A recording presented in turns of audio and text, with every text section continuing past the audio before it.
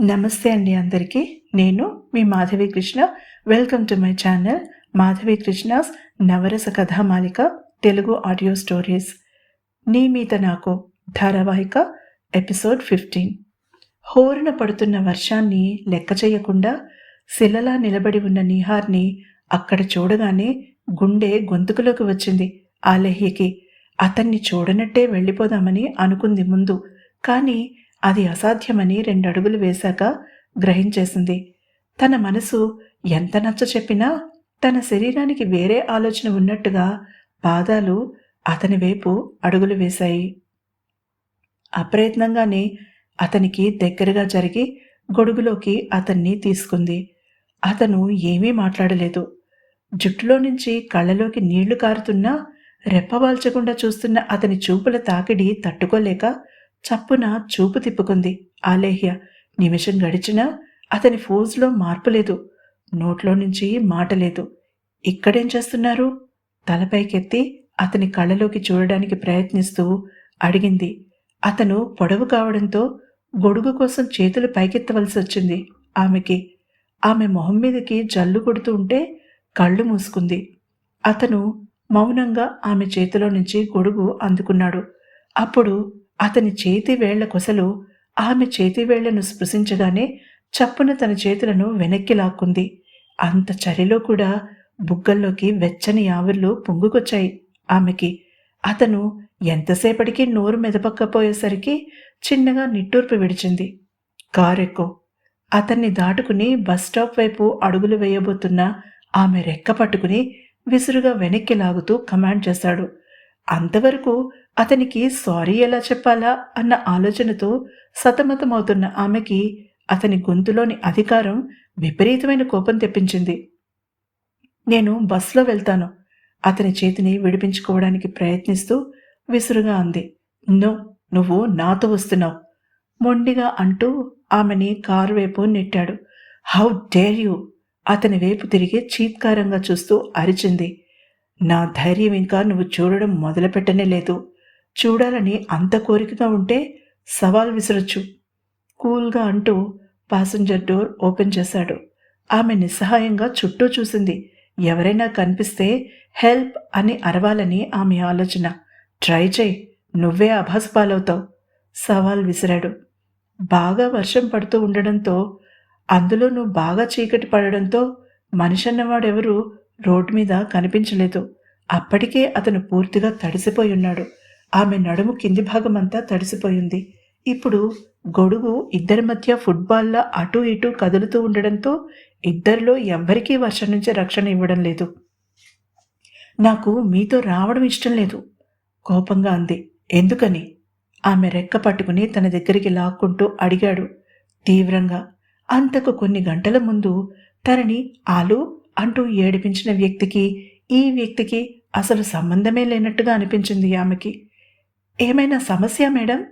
3వ కంఠం పక్క నుంచి వినిపించేసరికి ఇద్దరూ ఉలిక్కి పడ్డారు. అతను తల పక్కకి తిప్పాడు, కానీ ఆమెకి దూరం జరిగే ప్రయత్నం చేయలేదు. మెడికల్ షాప్ కుర్రాడు గొడుగు వేసుకుని నిలబడి వాళ్ళని మార్చి మార్చి చూస్తున్నాడు. ఏ, నువ్వు తీర్చడానికి వచ్చావా?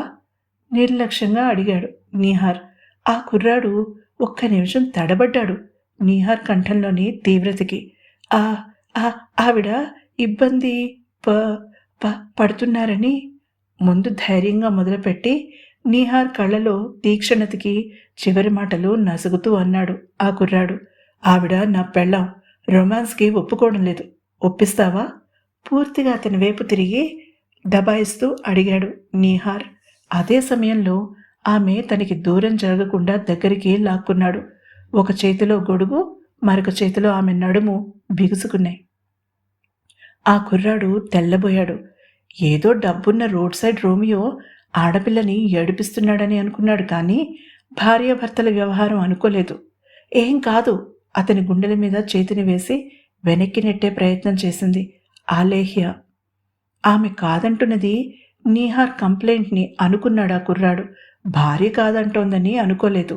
ఐఎమ్ సారీ అంటూ వెనక్కి 2 అడుగులు వేసి షాప్ వైపు వేగంగా వెళ్ళిపోయాడు వెనక్కి తిరిగి చూడకుండా. యూ స్కౌండ్రల్, వదులు! అతని చేతుల్లో గుంజుకుంటూ పళ్ళ బిగువున అరిచింది. అదే ఒడుపుతో ఆమెను పట్టుకుని కార్ పాసింజర్ డోర్ వైపు లాక్కెళ్ళి లోపల కూలేసి సీట్ బెల్ట్ పెట్టి ఆమె మీదకి ఒరిగాడు నీహార్. ఆ పెనుగులాటలో ఆమె చేతిలోని మందుల ప్యాకెట్ కిందకి జారి ఆమె పాదాల దగ్గర పడిపోయింది. Stop the nonsense! ఇలానే తడిసిన కుక్కపిల్లలా గుంజుకున్నావంటే ఠక్కున ముద్దు పెట్టేసుకుంటాను. అసలే ముద్దొస్తున్నావు బాగా. ఆమె చెవిలో కంఠం తగ్గించి చెప్పేసరికి ఆమె బిక్కచచ్చిపోయి కూర్చుండిపోయింది. దట్స్ బెటర్ అని బయటికి వచ్చి డోర్ బలంగా వేశాడు నిహార్. ఆమె మెడికల్ షాప్ వైపు చూసింది.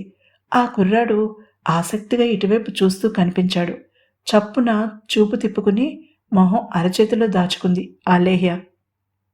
అయ్యో, తను రెగ్యులర్గా ఇతని దగ్గరే మందులు తీసుకోవాలి. మళ్ళీ ఎలా ఇతనికి మొహం చూపించడం? మనసులో వాపోయింది. దాంతో నీహార్ మీద కోపం రెట్టింపయింది. అతను విసురుగా డ్రైవింగ్ సీట్లో కూర్చుని డోర్ బలంగా వేసి సీట్ బెల్ట్ పెట్టుకున్నాడు. ఇద్దరూ ఒకేసారి 4 తుమ్ములు తుమ్మారు. ఇదంతా నీ వల్లే.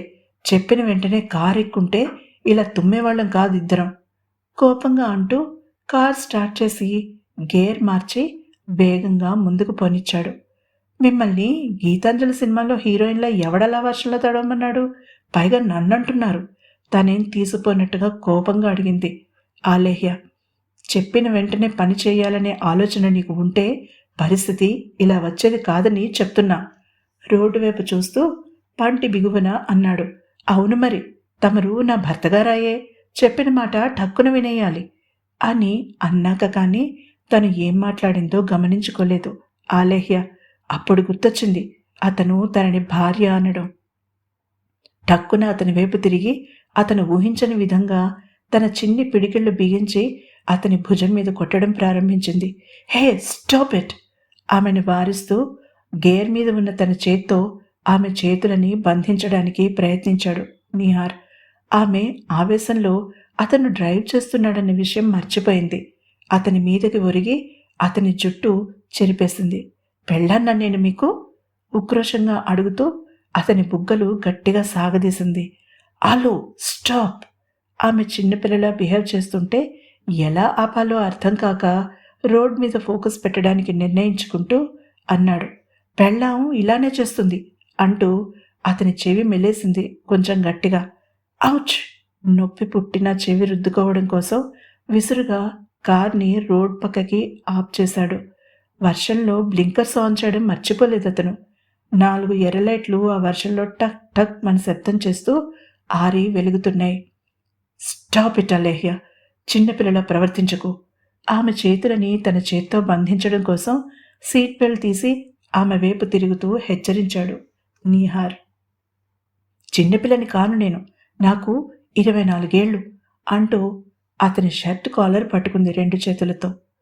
గుడ్ అంటూ ఆమె మీదకి ఒరిగి తన శరీరంతో ఆమెని బలంగా అదిమిపెట్టి ఆమె పెదాలని తన పెదాలతో మూసేశాడు.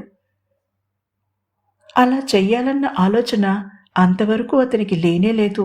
ఆమె తనకి అంత దగ్గరగా వచ్చేసరికి తన మీద తనకి అదుపు పోగొట్టుకున్నాడు. బయట వర్షం, చుట్టూ దట్టమైన చీకటి, కారులో తనను చుట్టుముట్టిన ఆమె పరిమళం, ఆమె స్పర్శ అతని విచక్షణని పక్కకి నెట్టేశాయి. ఆమె సగం సగం తడిసిన అందాలు మతిపోగొడుతుంటే అతనిక ఆమెకి దూరంగా ఉండలేకపోయాడు. అదురుతున్న ఆమె పెదాలని అందుకున్నాడు. ముందు భయంతో బిగుసుకుపోయింది ఆలేహ్య. అతని పెదవుల ఒత్తిడి అంతకంతకు పెరగడంతో అతని గుండెల మీద ఉన్న ఆమె చేతులు మెల్లగా అతని భుజాల మీదకి చేరుకున్నాయి. ఆమె పెదవులు చిన్నగా విచ్చుకున్నాయి. అతను మత్తుగా మూలుగుతూ తన నాలుకతో ఆమె కింది పెదవిని స్పృశించగానే ఒక్కసారిగా విద్యుద్ఘాతం తగిలిన దానిలా కంపించిపోయి అతని భుజాల మీద తన చేతులను బలంగా అదిమిపెట్టింది. ఆమెకి అంత అయోమయంగా ఉంది. అతని పళ్ల మధ్య తన కింద పెదవి నలుగుతుంటే తీయని బాధ బావున్నట్టుగా అనిపించి అతన్ని మరింత దగ్గరికి లాక్కుంది. వింత శబ్దం ఆమె చెవులకి చేరిన కొన్ని క్షణాలకి కానీ అది తన నుంచి వచ్చిందని ఆమెకి తెలియలేదు. అది ఆమె తొలిముద్దని నీహార్కి అర్థమవుతూనే ఉంది. మనసు ఆనందంతో నిండిపోయింది. తనకి నచ్చిన అమ్మాయిని మొదటిసారిగా తనే ముద్దు పెట్టుకుంటున్నాడని తెలిసిన ఏ అబ్బాయి అయినా అలా గర్వంగా ఏదో విజయం సాధించినట్టుగా అనుభూతి చెందుతాడేమో. తొలి ముద్దులోని తీయదనం రుచి చూపించిన అబ్బాయిని ఏ అమ్మాయి మర్చిపోలేదు అన్న నిజం తెలియడం వలనో, లేక ఆ అనుభూతిని ఆమెకి సొంతం చేసి జీవితంలో మరువలేని కానుకని ఆమెకి ఇవ్వగలిగినందుకో మరి. అతను ముద్దులో గాఢతని మరింత పెంచాడు. ఆమె మూసిన కనురెప్పల వెనుక అలజడి తెలుసుకున్న అతని పెదవులు చిరునవ్వుతో విచ్చుకున్నాయి. ఇంతలో భయ్యమని హార్న్ కొట్టుకుంటూ ఒక బైక్ వాలా తమ కార్ పక్క నుంచి దూసుకుపోవడంతో ఇద్దరూ ఉలిక్కిపడి దూరం జరిగారు. తర్వాత ఏమైందో తెలుసుకోవాలంటే తర్వాతి ఎపిసోడ్ని తప్పకుండా వినండి. ఈ ఎపిసోడ్ని తప్పకుండా లైక్ చేయండి, అలాగే సబ్స్క్రైబ్ చేసుకోండి. ఇంతవరకు సబ్స్క్రైబ్ చేసుకున్న శ్రోతలందరికీ కూడా నా ధన్యవాదాలు.